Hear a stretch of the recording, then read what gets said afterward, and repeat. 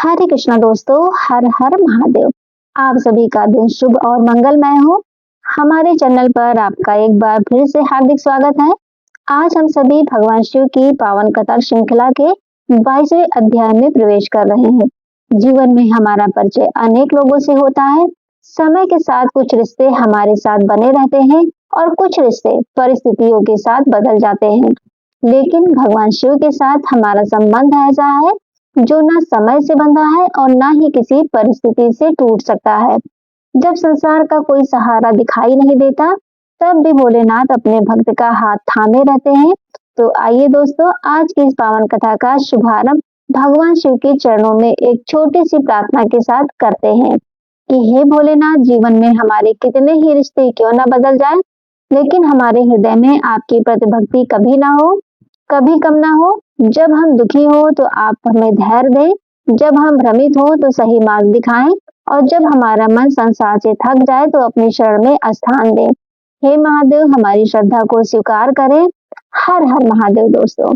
अब आइए श्रद्धा और शांत मन से सुनते हैं भगवान शिव के दिव्य अवतारों की ये पावन कथा, जो भगवान परमानंद के स्वरूप हैं, जिनकी महिमा और लीलाओं का कोई अंत नहीं, जो समस्त देवताओं के भी देवता है, माता गौरी के प्रियतम है और भगवान कार्तिकेय तथा श्री गणेश जी के पिता है। उन आदिदेव भगवान शंकर को मैं बार बार प्रणाम करता हूँ। एक समय नैमिषारण्य में शौनक आदि ऋषि एकत्र होकर भगवान शिव की महिमा का श्रवण कर रहे थे। तभी शौनक जी ने सूत जी से विनम्रता पूर्वक कहा, हे महाभाग, आप वेद, वेदांग और पुराणों के महान ज्ञाता हैं। आपने व्यास जी से दिव्य ज्ञान प्राप्त किया है, इसीलिए कृपा करके हमें भगवान शिव के उन दिव्य अवतारों की कथा सुनाइए, जिनके माध्यम से उन्होंने समय समय पर संसार का कल्याण किया और अपने भक्तों की रक्षा की। शौनक जी की बात सुनकर सूत जी बोले, हे मुनिश्रेष्ठ, भगवान शिव अनंत हैं और उनकी लीलाएं भी अनंत हैं। कल्प कल्प में उन्होंने अनेक रूप धारण किए हैं, उन सभी का वर्णन करना संभव नहीं है। फिर भी प्राचीन काल में नंदीश्वर ने सनत कुमार जी को शिव जी के जिन प्रमुख अवतारों की कथा सुनाई थी, उसी का वर्णन मैं तुम्हारे सामने करता हूँ। इसीलिए मन को शांत करके और श्रद्धा के साथ इस कथा का श्रवण करें। नंदीश्वर ने बताया कि एक प्राचीन कल्प श्वेत लोहित कल्प के नाम से प्रसिद्ध था। उस समय ब्रह्मा जी सृष्टि के विस्तार के लिए परम तत्व का ध्यान कर रहे थे। तभी उनके सामने एक दिव्य कुमार प्रकट हुए। उनका वर्ण श्वेत और लाल आभा से युक्त था तथा वे अत्यंत तेजस्वी दिखाई दे रहे थे। ब्रह्मा जी ने जब उस दिव्य बालक को देखा तो उन्हें अनुभव हुआ कि यह कोई साधारण कुमार नहीं, बल्कि स्वयं परमेश्वर शिव का स्वरूप है। उन्होंने हाथ जोड़कर उनकी स्तुति की। भगवान शिव के उस रूप को सद्योजात कहा जाता है। भगवान शिव ने प्रसन्न होकर ब्रह्मा जी को सृष्टि की रचना के लिए आवश्यक ज्ञान और सामर्थ्य प्रदान किया। इसके बाद उसी दिव्य सत्ता से 4 तेजस्वी कुमार प्रकट हुए। वे ज्ञान और वैराग्य से संपन्न थे और ब्रह्मा जी के शिष्य बने। उनके माध्यम से ज्ञान का प्रकाश ब्रह्मलोक में फैलने लगा।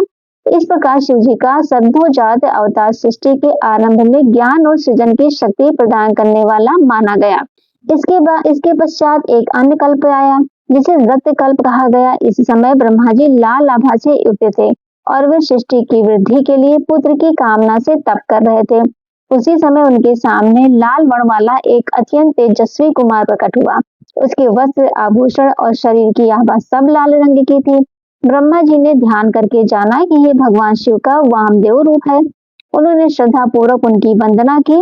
भगवान शिव के उस स्वरूप से 4 दिव्य कुमार उत्पन्न हुए और उन्होंने भी ज्ञान तथा योग के मार्ग को आगे बढ़ाया। भगवान वामदेव ने प्रसन्न होकर ब्रह्मा जी को सृष्टि विस्तार का ज्ञान प्रदान किया। इसके बाद पीतवासा कल्प का वर्णन आया। इस कल्प में ब्रह्मा जी पीले वस्त्र धारण किए हुए थे और सृष्टि की रचना के लिए ध्यान कर रहे थे। तभी उनके सामने पीत वर्ण वस्त्रों से सुशोभित एक तेजस्वी कुमार प्रकट हुए। ब्रह्मा जी ने उन्हें भगवान शिव का तत्पुरुष स्वरूप पहचान कर प्रणाम किया। तत्पुरुष भगवान ने ब्रह्मा जी को ज्ञान प्रदान किया और योग मार्ग की प्रतिष्ठा की। उनके दिव्य प्रभाव से अनेक योगी कुमार प्रकट हुए, जिन्होंने संसार में योग और साधना के मार्ग को आगे बढ़ाया। इसके बाद भगवान शिव का अघोर स्वरूप प्रकट हुआ। यह स्वरूप देखने में अत्यंत गंभीर और प्रभावशाली था। उनका वर्ण गहरा था और उनका तेज असाधारण था। ब्रह्मा जी ने उन्हें पहचान कर उनकी स्तुति की भगवान अघोर ने अपने दिव्य प्रभाव से ऐसे योगियों को प्रकट किया जिन्होंने कठिन साधना और योग के माध्यम से आत्मज्ञान का मार्ग संसार में स्थापित किया। नंदीश्वर ने आगे बताते हैं कि भगवान शिव का एक और अत्यंत दिव्य स्वरूप ईशान नाम से प्रसिद्ध हुआ। यह स्वरूप शुद्ध स्फटिक के समान उज्जवल, सर्वव्यापक और ज्ञानमय था। भगवान ईशान ने ब्रह्मा जी को सन्मार्ग का उपदेश दिया और योग तथा आत्मज्ञान की महिमा प्रकट की। इस प्रकार भगवान शिव के सद्योजात, वामदेव, तत्पुरुष, अघोर और ईशान, इन 5 प्रमुख स्वरूपों का वर्णन मिलता है। ये पांचों स्वरूप भगवान शिव की व्यापक सत्ता को समझने का मार्ग दिखाते हैं। नंदीश्वर जी कहते हैं, भगवान शिव केवल किसी एक स्थान पर विराजमान देवता नहीं है, वे संपूर्ण सृष्टि में व्याप्त हैं।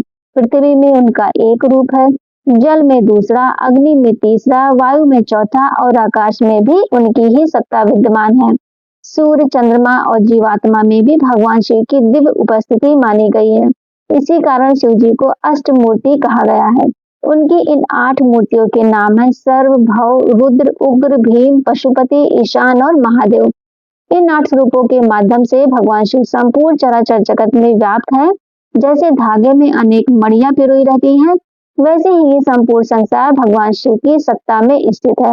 जो मनुष्य श्रद्धा से भगवान शिव के इन दिव्य स्वरूपों का स्मरण करता है, उसके भीतर धीरे धीरे ये भाव जागता है कि संसार की प्रत्येक वस्तु में भगवान की ही शक्ति विद्यमान है। लेकिन भगवान शिव की लीलाओं में एक ऐसा स्वरूप भी है जिसने सृष्टि का विस्तार का मार्ग ही खोल दिया। वह स्वरूप था अर्धनारीश्वर। जब ब्रह्मा जी ने सृष्टि की रचना आरंभ की तो उन्होंने अनेक प्रजाओं की मानसिक सृष्टि की, लेकिन उनकी प्रजा का अपेक्षित विस्तार नहीं हो रहा था।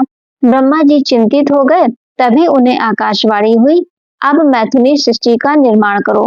ब्रह्मा जी ने सोचा कि इसके लिए स्त्री और पुरुष दोनों की आवश्यकता होगी, लेकिन उस समय तक स्त्री शक्ति का स्वतंत्र रूप से प्रकट नहीं हुआ था।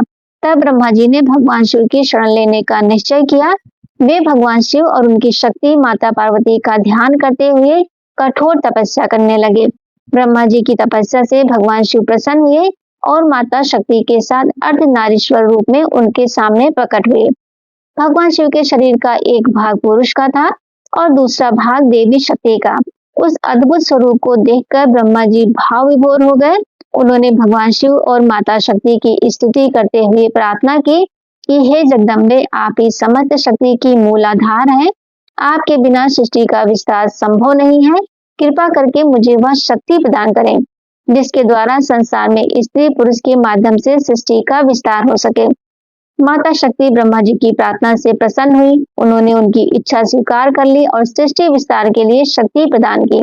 इसी के साथ संसार में स्त्री पुरुष के माध्यम से सृष्टि के विस्तार का मार्ग खुला और मैथुनी सृष्टि का क्रम आरंभ हुआ। इस प्रकार भगवान शिव का अर्धनारीश्वर स्वरूप हमें यह संदेश देता है कि शिव और शक्ति एक दूसरे से अलग नहीं है। शिव बिना शक्ति के निष्क्रिय है और शक्ति बिना शिव के आधार के अधूरी है। दोनों मिलकर ही सृष्टि की पूर्णता का आधार बनते हैं और यही कारण है कि भगवान शिव को केवल संहार के देवता के रूप में देखना उचित नहीं है। वे सृष्टि, स्थिति, संहार, यज्ञ, ज्ञान, योग और मुक्ति सभी के मूल आधार हैं। आगे सनत कुमार जी कहते हैं कि हे मुनिश्रेष्ठ, अब मैं तुम्हें भगवान शिव के उन दिव्य अवतारों की कथा सुनाता हूँ जिनके माध्यम से उन्होंने अलग अलग युगों में संसार को योग, ज्ञान और भक्ति का मार्ग दिखाया। भगवान शिव ने स्वयं कहा था कि प्रत्येक द्वापर युग के बाद आने वाले कलयुग में वे किसी न किसी दिव्य रूप में प्रकट होकर धर्म और योग की रक्षा करेंगे। उस समय वे महान योगियों को अपना शिष्य बनाएंगे और उनके माध्यम से संसार में निर्मित मार्ग अर्थात मोह माया से ऊपर उठकर परमात्मा की ओर जाने का मार्ग मजबूत करेंगे। प्रथम द्वापर युग में जब व्यास के रूप में स्वयं परमात्मा प्रकट हुए, तब भगवान शिव श्वेत मुनि के रूप में प्रकट हुए। उनका निवास हिमालय के पवित्र पर्वत पर था। उनके 4 तेजस्वी शिष्य हुए, श्वेत, श्वेतशिख, श्वेताश्व और श्वेत लोहित। ये चारों योग और ध्यान में अत्यंत निपुण थे। उन्होंने भगवान शिव के तत्व को समझकर जन्म और मृत्यु के बंधन से मुक्ति प्राप्त की। इसके बाद दूसरे द्वापर में भगवान शिव सुतान नाम से प्रकट हुए। उस समय भी उनके 4 महान शिष्य हुए जिन्होंने ध्यान और योग के माध्यम से परम सत्य को जानने का प्रयास किया और अंततः शिव की परम अवस्था को प्राप्त किया। तीसरे द्वापर में भगवान शिव दमन नाम से प्रकट हुए। उनके 4 शिष्य हुए। विशोक, विशेष विवाप और पाप नाशन, इन सभी ने भगवान शिव के बताए हुए निर्मित मार्ग को आगे बढ़ाया और संसार के मोह से मुक्त होने की साधना की। चौथे द्वापर में भगवान शिव सुहोत नाम से प्रकट हुए। उस समय उनके 4 योगी शिष्य हुए, सुमुख, दुर्मुख, दुर्दुम और दुर्धरी। इन सभी ने कठोर साधना करते हुए योग मार्ग को मजबूत किया। 5वें द्वापर में भगवान शिव कंक नामक महान योगी के रूप में प्रकट हुए। उनके 4 प्रसिद्ध शिष्य थे, सनक, सनातन, सनंदन और सनत कुमार। ये चारों ज्ञान और वैराग्य के लिए प्रसिद्ध हुए और उन्होंने संसार को आत्मज्ञान का मार्ग दिखाया। छठे द्वापर में भगवान शिव लोकाक्षी नाम से प्रकट हुए। उनके शिष्य भी योग साधना में निपुण थे और उन्होंने भगवान शिव की भक्ति तथा निर्मित मार्ग का प्रचार किया। 7वें द्वापर में भगवान शिव जगीशव नाम से प्रकट हुए। उन्होंने काशी में रहकर योग साधना को सुदृढ़ किया। उनका जीवन संसार के भय से मुक्ति पाने वाले साधकों के लिए प्रेरणा बना। 8वें द्वापर में भगवान शिव दधिवाहन नाम से प्रकट हुए। उस समय उनके 4 योगी पुत्र हुए, कपिल, आसुरी, पंगशिख और शालवल। इन सभी ने योग और ज्ञान के मार्ग को आगे बढ़ाया। 9वें द्वापर में भगवान शिव ऋषभ नाम से प्रकट हुए। यह अवतार विशेष रूप से योग और भक्तों के कल्याण से जुड़ा हुआ था। भगवान शिव ने इस रूप में अनेक दुखी और पीड़ित भक्तों पर कृपा की। इसी ऋषभ रूप से जुड़ी एक अत्यंत सुंदर कथा भद्रायु नामक राजकुमार की है। भद्रायु के जीवन में एक समय ऐसा आया जब परिस्थितियों के कारण उसे अपने पिता से भी अलग होना पड़ा, लेकिन भगवान शिव की कृपा से उसके जीवन में फिर से सुख और शक्ति का संचार हुआ। ऋषभ मुनि ने उसे राजधर्म का ज्ञान दिया और दिव्य कवच, शंख तथा शत्रुओं पर विजय प्राप्त करने वाला खड्ग प्रदान किया। उन्होंने उसके शरीर पर पवित्र भस्म लगाई और उसे असाधारण शक्ति का आशीर्वाद दिया। भगवान शिव की कृपा से भद्रायु ने अपने शत्रुओं पर विजय प्राप्त की और धर्मपूर्वक राज्य किया। इस कथा से ये संदेश मिलता है कि जब मनुष्य कठिन परिस्थिति में भी धर्म और ईश्वर का साथ नहीं छोड़ता, तब भगवान किसी न किसी रूप में उसकी सहायता अवश्य करते हैं। नंदीश्वर आगे कहते हैं, हे सनत कुमार, भगवान शिव के ये अवतार केवल अलग अलग नाम और रूप नहीं थे। प्रत्येक अवतार का उद्देश्य जीवों को अज्ञान, मोह और भय से निकालकर आत्मज्ञान तथा मुक्ति के मार्ग पर ले जाना था। इसी प्रकार आगे के द्वापर युगों में भी भगवान शिव अलग अलग योगेश्वर रूपों में प्रकट हुए। उन्होंने व्यासों की सहायता की और 4 महान शिष्यों को योग मार्ग की शिक्षा दी। भगवान शिव का ये वचन था कि जब जब संसार में धर्म और योग का प्रकाश कमजोर होगा, तब वे किसी न किसी रूप में प्रकट होकर साधकों को सही मार्ग दिखाएंगे। अब सनत कुमार जी ने नंदीश्वर से पूछा, हे प्रभु, आपने भगवान शिव के अनेक अवतारों का वर्णन किया। अब कृपा करके अपने स्वयं के जन्म की कथा भी सुनाइए। आप किस प्रकार भगवान शिव के अंश से प्रकट हुए और किस प्रकार उनके प्रिय गणा अध्यक्ष बने। नंदीश्वर बोले, हे मुनिश्रेष्ठ, यह कथा भगवान शिव की अत्यंत कृपा से जुड़ी हुई है। इसे श्रद्धा से सुनना चाहिए।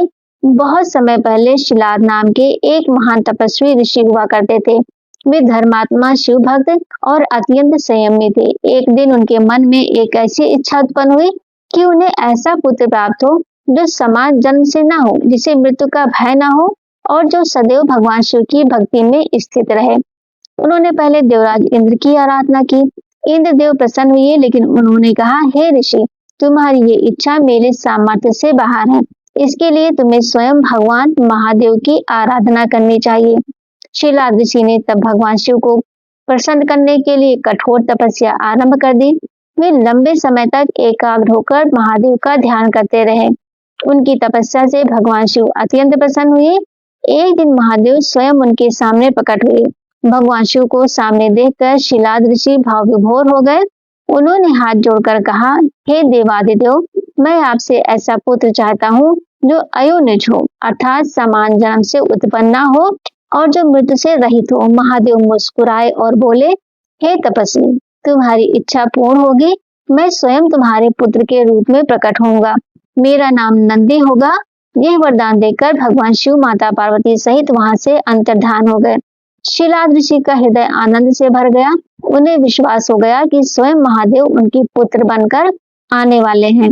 कुछ समय बाद शिलाद ऋषि अपने आश्रम में यज्ञ के लिए भूमि तैयार कर रहे थे। तभी अचानक एक अद्भुत घटना घटी। यज्ञ भूमि से एक दिव्य बालक प्रकट हुआ। उस बालक का तेज ऐसा था मानो एक साथ अनेक सूर्य चमक रहे हों। उसका स्वरूप अत्यंत अद्भुत था। शीलादृषि ने जब उसे देखा तो वे समझ गए कि यही भगवान शिव द्वारा दिया गया वरदान है। उन्होंने उस बालक का नाम नंदी रखा। नंदी ने कुछ ही समय में वेद, वेदांग और अनेक शास्त्रों का ज्ञान प्राप्त कर लिया। वह अत्यंत बुद्धिमान, विनम्र और शिव भक्त था। लेकिन एक दिन शिलादृषि के आश्रम में मित्र और वरुण नाम के दो महान ऋषि आए। शिलादृषि ने उनका आदर सत्कार किया। दोनों ऋषियों ने नंदी को ध्यान से देखा। फिर उन्होंने शिलादृषि से कहा, आपका पुत्र ज्ञान और गुणों से संपन्न है, लेकिन इसकी आयु बहुत कम दिखाई देती है। ये सुनकर शिलादृषि का हृदय टूट गया। वे अपने पुत्र को गले लगाकर रोने लगे। नंदी ने जब अपने पिता को इस प्रकार दुखी देखा तो उनसे कारण पूछा। शिलादृषि ने सारी बात बता दी। नंदी मुस्कुराए और बोले, पिताजी आप चिंता मत कीजिए, मेरी मृत्यु कोई नहीं कर सकता। मैं स्वयं भगवान शिव की शरण लेकर मृत्यु को जीतूंगा। शिलादृषि ने पूछा, बेटा तुम्हारे पास ऐसा कौन सा बल है जिससे तुम मृत्यु को जीत सकते हो? नंदी ने उत्तर दिया, मेरे पास ना तो कोई विशेष शक्ति है और ना ही कोई ऐसा ज्ञान जिससे मृत्यु को रोका जा सके, लेकिन मेरे पास भगवान शिव की भक्ति है। मैं भगवान की आराधना करके ही मृत्यु के भय से मुक्त होऊंगा। इतना कहकर नंदी ने अपने पिता के चरणों में प्रणाम किया और भगवान शिव की तपस्या के लिए वन की ओर चले गए। वन में पहुंचकर नंदी ने एक पवित्र नदी के तट पर, नंदी की तपस्या अत्यंत कठोर थी। दिन बीतते गए लेकिन उसका ध्यान नहीं टूटा। लेकिन अटूट भक्ति देखकर अंततः भगवान शिव प्रसन्न हो गए। माता पार्वती सहित भगवान महादेव स्वयं नंदी के सामने प्रकट हुए। महादेव ने प्रेम से कहा, वत्स नंदी, तुम्हारी भक्ति और तपस्या से मैं अत्यंत प्रसन्न हूँ। तुमने मुझे अपने प्रेम से जीत लिया है। अब तुम जो वर मांगना चाहो मांग लो। नंदी ने भगवान शिव के चरणों में गिरकर कहा, हे प्रभु, मुझे आपसे कोई सांसारिक वस्तु नहीं चाहिए, मुझे केवल आपकी भक्ति चाहिए। नंदी की भक्ति देखकर भगवान शिव अत्यंत प्रसन्न हुए। उन्होंने नंदी को उठाकर अपने हृदय से लगाया और कहा, वत्स नंदी, तुम्हें अब मृत्यु का कोई भय नहीं रहेगा। तुम अजर, अमर और अविनाशी रहोगे। तुम मेरे अत्यंत प्रिय रहोगे और सदा मेरे समीप निवास करोगे। भगवान शिव ने जब नंदी की भक्ति और तपस्या से प्रसन्न होकर उन्हें अमृतत्व तथा अपने सानिध्य का वरदान दिया, तब नंदी के जीवन में एक नया अध्याय आरंभ हुआ। भगवान महादेव ने माता पार्वती की ओर देखकर कहा, हे देवी, ये नंदी मुझे अत्यंत प्रिय है। मैं इसे अपने गढ़ों का अधिपति बनाना चाहता हूँ, इसीलिए तुम्हारी अनुमति से इसका अभिषेक करके इसे गढ़ अध्यक्ष पद प्रदान करता हूँ। माता पार्वती ने प्रसन्न होकर कहा, हे महादेव, नंदी मेरे लिए भी पुत्र के समान है। आप इसे गढ़ अध्यक्ष बनाकर अवश्य सम्मानित करें। इसके बाद भगवान शिव ने अपने सभी गढ़ों को बुलाकर कहा, आज से नंदीश्वर मेरे सभी गढ़ों के अधिपति होंगे। तुम सभी इनका सम्मान करो और इनके आदेश का पालन करो। भगवान शिव की आज्ञा पाकर सभी गढ़ों ने नंदी का विधि पूर्वक अभिषेक किया। देवताओं और ऋषियों ने भी वहां उपस्थित होकर नंदी को आशीर्वाद दिया। इस प्रकार नंदीश्वर भगवान शिव के गढ़ों के प्रधान बन गए। इसके बाद नंदीश्वर का विवाह श्वेता नाम की दिव्य कन्या से हुआ। विवाह के समय भगवान शिव, माता पार्वती, भगवान विष्णु, ब्रह्मा जी और अनेक देवता वहां उपस्थित थे। विवाह के पश्चात नंदी और श्वेता ने भगवान शिव और माता पार्वती के चरणों में प्रणाम किया। भगवान शिव ने नंदी को अपने पास बुलाकर कहा, वत्स, तुम मुझे अत्यंत प्रिय हो। जहां मैं रहूंगा वहां तुम भी रहोगे और जहां तुम रहोगे वहां मेरा सानिध्य रहेगा। तुम महान योगी, बलशाली, अजय और सदैव पूजनीय रहोगे। माता पार्वती ने भी नंदी को वरदान दिया कि उनके मन में सदैव शिव और शक्ति के प्रति अटूट भक्ति बनी रहे। नंदी ने माता पार्वती से केवल एक ही वर मांगा, माता, मेरे हृदय में आपके और भगवान शिव के प्रति कभी भक्ति कम ना हो। देवी ने कहा, बस ऐसा ही होगा। इस प्रकार नंदीश्वर को भगवान शिव और माता पार्वती का विशेष स्नेह प्राप्त हुआ। वे केवल भगवान शिव के वाहन ही नहीं बल्कि उनके परम भक्त, द्वारपाल और गढ़ अध्यक्ष के रूप में पूजित हुए। जो मनुष्य श्रद्धा से नंदीश्वर के जन्म, तपस्या, वरदान, अभिषेक और विवाह की कथा सुनता है, उसके मन में शिव भक्ति बढ़ती है और उसे भगवान शिव की कृपा प्राप्त होती है। आगे सनत कुमार जी से कहते हैं, हे मुनिश्रेष्ठ, जब अब भगवान शिव के एक अत्यंत प्रसिद्ध और प्रभावशाली स्वरूप की कथा सुनो।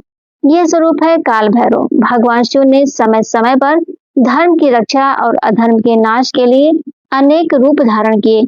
उन्हीं में काल भैरव का स्वरूप अत्यंत शक्तिशाली माना गया है। शिव भक्तों के लिए भैरव भगवान अपने आराध्य के समान ही पूजनीय हैं। परंपरा में मार्गशीर्ष कृष्ण पक्ष की अष्टमी को काल भैरव से विशेष रूप से जोड़ा गया है। इस दिन श्रद्धा पूर्वक भगवान भैरव का स्मरण, पूजन और जागरण करने से भक्त अपने जीवन में भय और नकारात्मकता से मुक्ति की प्रार्थना करता है। भगवान शिव के अन्य उग्र स्वरूपों में वीरभद्र का भी विशेष स्थान है। जब धर्म की रक्षा और भगवान शिव के सम्मान की आवश्यकता हुई, तब वीरभद्र ने प्रकट होकर अधर्म के विरुद्ध अपना पराक्रम दिखाया।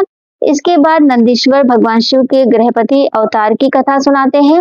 नर्मदा नदी के पवित्र तट पर नर्मपुर नामक नगर था। वहां विश्वनगर नाम का एक महान शिव भक्ति ऋषि रहते थे। वे अत्यंत संयमी, विद्वान और धर्मपरायण थे। उनकी पत्नी का नाम सुचिस्मती था। वह भी शिव जी की अनन्य भक्त थी। एक दिन सुचिस्मती ने अपने पति से कहा, स्वामी, मेरे मन में बहुत समय से एक इच्छा है। मैं भगवान शिव के समान तेजस्वी और गुणवान पुत्र चाहती हूँ। यदि आप मुझे कोई वर देना चाहते हैं तो मेरी यही इच्छा पूरी कीजिए। पत्नी की बात सुनकर विश्वानर ऋषि ने विचार किया कि ऐसा पुत्र केवल भगवान शिव की कृपा से ही प्राप्त हो सकता है। इसीलिए वे काशी चले गए और वहां भगवान शिव के पवित्र वीरेश लिंग की आराधना करने लगे। उन्होंने लंबे समय तक कठोर तपस्या की। प्रतिदिन स्नान करके वे भगवान शिव का पूजन करते और मन को पूरी तरह महादेव के चरणों में लगा देते। एक दिन उनकी तपस्या से प्रसन्न होकर भगवान शिव बालक के रूप में वीरेश लिंग से प्रकट हुए।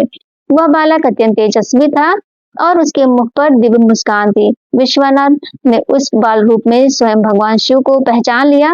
वे भाव विभोर होकर भगवान की स्तुति करने लगे। उन्होंने कहा, हे प्रभु, आप ही इस संसार के मूल कारण हैं। आपका ना कोई आदि है और ना अंत। आप ही सबके पालन करता और संहार करता है।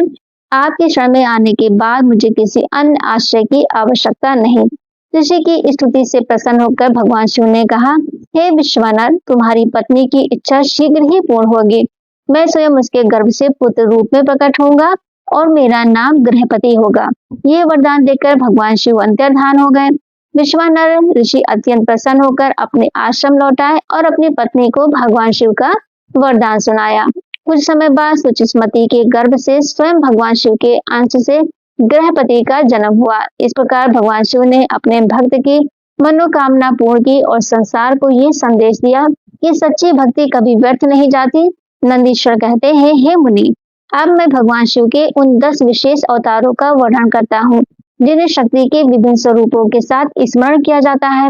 भगवान शिव का पहला स्वरूप महाकाल कहलाया और उनकी शक्ति महाकाली के नाम से प्रसिद्ध हुई। महाकाल भक्तों को संसार के भय से मुक्त करने और भक्ति तथा आध्यात्मिक उन्नति का मार्ग दिखाने वाले माने गए हैं। दूसरा रूप तार कहलाया और उनकी शक्ति तारा देवी के नाम से विख्यात हुई। तारा देवी अपने भक्तों को संकट से पार लगाने वाली शक्ति के रूप में पूजित है। तीसरे रूप में भगवान शिव बाल भुवनेश कहलाए और उनकी शक्ति बाला भुवनेश्वरी के नाम से जानी गई। ये स्वरूप भक्तों के लिए अत्यंत करुणामय और सुखद माना गया। चौथे रूप में भगवान शिव षोडश श्री विद्येश के रूप में प्रकट हुए और उनकी शक्ति षोडशी श्री विद्या कहलाई। यह स्वरूप ज्ञान, साधना और आध्यात्मिक शक्ति से जुड़ा माना जाता है। पांचवा स्वरूप भैरव कहलाया और उनकी शक्ति भैरवी के नाम से प्रसिद्ध हुई।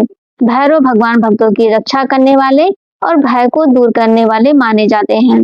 छठे स्वरूप में भगवान शिव छिन्न मस्तक नाम से प्रसिद्ध हुए और उनकी शक्ति छिन्नमस्ता कहलाई। सातवें स्वरूप में भगवान शिव धूमवान नाम से प्रकट हुए और उनकी शक्ति धूमावती के नाम से प्रसिद्ध हुई।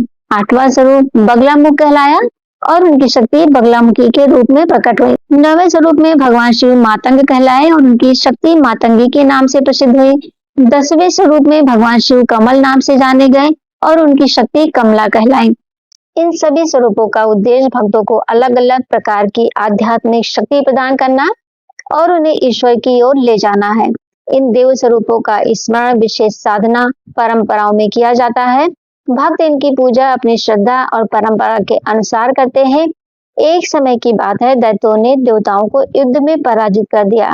देवराज इंद्र सहित सभी देवता अत्यंत दुखी होकर अपने पिता कश्यप ऋषि के पास पहुंचे। देवताओं ने कश्यप जी से अपनी पीड़ा सुनाई और सहायता की प्रार्थना की। कश्यप ऋषि भगवान शिव के महान भक्त थे। उन्होंने देवताओं को धैर्य रखने के लिए कहा और स्वयं काशी चले गए। वहां उन्होंने गंगा स्नान करके भगवान विश्वनाथ की पूजा की और देवताओं के कल्याण के लिए कठोर तपस्या आरंभ कर दी। लंबे समय तक तपस्या करने के बाद भगवान शिव उनके सामने प्रकट हुए। कश्यप ऋषि ने भगवान शिव को प्रणाम करके कहा, हे महादेव, मेरे पुत्र देवता दैत्यों से पराजित होकर दुखी हैं। कृपा करके उनके कष्ट को दूर कीजिए और उनकी रक्षा कीजिए। भगवान शिव ने प्रसन्न होकर कहा, हे कश्यप, तुम्हारी इच्छा पूर्ण होगी। इसके बाद भगवान शिव ने अपना वचन पूरा करने के लिए कश्यप वंश में 11 रुद्र रूपों में प्रकट होकर देवताओं की सहायता की। इन 11 रुद्रों के नाम बताए गए हैं: कपाली, पिंगल, भीम, विरूपाक्ष, विलोहित, शास्ता, अजपाद, अहिर्बुधन, शंभु, चंड और भव। ये सभी अत्यंत शक्तिशाली और पराक्रमी थे। उन्होंने देवताओं की ओर से युद्ध करते हुए देवताओं का सामना किया और देवताओं को विजय प्राप्त करने में सहायता की। देवताओं का भय दूर हुआ और उन्होंने फिर से अपना राज्य संभाल लिया। इस कथा का संदेश यही है कि जब भक्त सच्चे मन से भगवान शिव की शरण में जाता है, तब महादेव किसी न किसी रूप में उसकी सहायता अवश्य करते हैं। नंदीश्वर आगे कहते हैं, हे मुनि, अब भगवान शिव के दुर्वासा रूप की कथा सुनो। महर्षि अत्रि और माता अनसुईया अत्यंत तपस्वी और धर्म परायण थे। उनकी कठोर तपस्या से प्रसन्न होकर ब्रह्मा, विष्णु और महेश तीनों उनके आश्रम पर प्रकट हुए। उन्होंने अत्रि और अनसुईया को आशीर्वाद दिया कि उनके अंश से 3 दिव्य पुत्र उत्पन्न होंगे। ब्रह्मा जी के अंश से चंद्रमा, भगवान विष्णु के अंश से दत्तात्रेय और भगवान शिव के अंश से दुर्वासा ऋषि का प्रकाट हुआ। दुर्वासा ऋषि अत्यंत तेजस्वी और तपस्वी थे। उनका स्वभाव शीघ्र क्रोधित होने वाला था, लेकिन उनके भीतर भगवान के प्रति अत्यंत गहरी भक्ति थी। उन्होंने अनेक राजाओं और देवताओं की परीक्षा ली। उनके जीवन से जुड़ी अनेक कथाएं पुराणों में मिलती है। उनकी कथाएं हमें ये समझाती है कि ऋषि मुनियों का सम्मान, संयम और विनम्रता कितनी आवश्यक है। अब नंदीश्वर भगवान शिव के एक और अत्यंत प्रिय अवतार का वर्णन करते हैं। हनुमान जी। एक समय भगवान शिव ने भगवान विष्णु के मोहिनी स्वरूप का दर्शन किया। उस अद्भुत रूप को देखकर शिव जी की लीला से एक दिव्य शक्ति प्रकट हुई, जिसे सप्तऋषियों ने सुरक्षित रखा। आगे चलकर वही दिव्य शक्ति माता अंजना के गर्भ में पहुंची। समय आने पर माता अंजना के गर्भ से एक अत्यंत तेजस्वी वानर बालक का जन्म हुआ। उनका नाम हनुमान रखा गया। बालकाल से ही हनुमान जी असाधारण बल और बुद्धि के स्वामी थे। एक दिन उन्होंने आकाश में चमकते हुए सूर्य को फल समझ लिया और उसे पकड़ने के लिए आकाश की ओर उड़ चले। उनकी इस अद्भुत शक्ति को देखकर देवता भी आश्चर्यचकित हो गए। देवताओं ने हनुमान जी को अनेक वरदान दिए। आगे चलकर उन्होंने सूर्यदेव से अनेक विद्याएं प्राप्त की। समय बीतने पर हनुमान जी की भेंट भगवान श्री राम से हुई और यहीं से उनके जीवन का सबसे महान अध्याय शुरू हुआ। भगवान श्री राम की सेवा को ही उन्होंने अपने जीवन का सबसे बड़ा सौभाग्य माना। सीता माता की खोज हो, समुद्र पार करना हो, लंका में प्रवेश करना हो या संजीवनी बूटी लेकर आना हो, हनुमान जी ने हर कार्य में अद्भुत पराक्रम दिखाया। उन्होंने अपने बल का उपयोग कभी अहंकार के लिए नहीं किया। उनका प्रत्येक सामर्थ्य भगवान श्री राम की सेवा के लिए था। इसीलिए हनुमान जी को राम भक्त, रामदूत और रुद्र अवतार के रूप में अत्यंत श्रद्धा से स्मरण किया जाता है। हनुमान जी की कथा हमें सिखाती है कि सच्ची शक्ति वही है जो भगवान की सेवा और संसार के कल्याण में लगाई जाए। हनुमान जी ने भगवान श्री राम के कार्यों को पूरा करने में अपना सर्वस्व समर्पित कर दिया। उन्होंने माता सीता का पता लगाया, श्री राम का संदेश पहुंचाया, लंका में अपने पराक्रम का परिचय दिया और रावण की सेना के सामने भी निर्भय होकर खड़े रहे।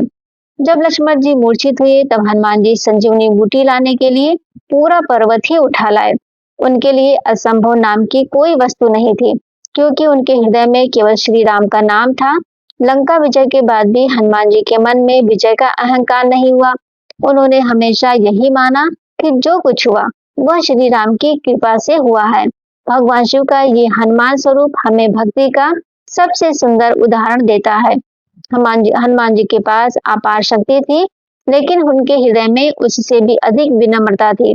इसीलिए कहा जाता है कि जहाँ श्री राम का नाम लिया जाता है, वहाँ हनुमान जी की उपस्थिति भी मानी जाती है। नंदीश्वर कहते हैं, कि जो व्यक्ति श्रद्धा और भक्ति से भगवान शिव के इन दिव्य चरित्रों का श्रवण करता है, उसके भीतर शिव भक्ति का भाव जागृत होता है। वह अपने जीवन के दुखों का सामना अधिक धैर्य से करने लगता है और भगवान के चरणों में अपना विश्वास मजबूत करता है। भगवान शिव के अवतारों की इन कथाओं का उद्देश्य केवल चमत्कार सुनाना नहीं है, बल्कि ये समझाना है कि जब संसार में धर्म कमजोर पड़ता है, तब ईश्वर किसी न किसी रूप में प्रकट होकर भक्तों का मार्गदर्शन करते हैं। महाकाल हमें निर्भय होना सिखाते हैं, नंदी हमें समर्पण सिखाते हैं, भैरव हमें अन्याय के सामने खड़े होना सिखाते हैं, दुर्वासा हमें संयम और विनम्रता का महत्व समझाते हैं और हनुमान जी हमें निष्काम भक्ति का मार्ग दिखाते हैं। इसीलिए भगवान शिव की कथा सुनते समय केवल शब्दों को सुनना ही पर्याप्त नहीं है, हमें उनके संदेश को अपने जीवन में उतारने का प्रयास भी करना चाहिए। अब आज के इस पावन अध्याय की कथा यहीं पूर्ण होती है दोस्तों। तो हे भोलेनाथ, आज की कथा के श्रवण, वाचन या लेखन में यदि जाने अनजाने कोई शब्द अशुद्ध हो गया हो, किसी प्रसंग को ठीक प्रकार से व्यक्त ना कर पाए हो या हमारी वाणी और समझ से कोई त्रुटि हुई हो तो कृपया हमें क्षमा करें। हे महादेव, हमारी बुद्धि सीमित है, लेकिन आपके प्रति हमारी श्रद्धा असीम है। हमारी छोटी सी भक्ति को स्वीकार कर हमें अपने चरणों में स्थान दे। हमारे मन से अहंकार, क्रोध, भय और नकारात्मक दूर करें। हमारे परिवार पर अपनी कृपा बनाए रखें और हमें सदैव सत्य, धर्म और भक्ति के मार्ग पर चलने की शक्ति दे। हे नीलकंठ, हमारी ये शिव कथा यात्रा आपकी कृपा से आगे बढ़ रही है। जब तक आपकी इच्छा हो, हमें आपके नाम का स्मरण और आपकी कथा का श्रवण करने का सौभाग्य मिलता रहे। तो आज के अध्याय में इतना ही दोस्तों। भगवान शिव की अगली पावन कथा हम अगले अध्याय में सुनेंगे। तब तक आप सभी भगवान भोलेनाथ का स्मरण करते रहिए और अपने हृदय में शिव भक्ति का दीप जलाए रखिए। तो हर हर महादेव दोस्तों।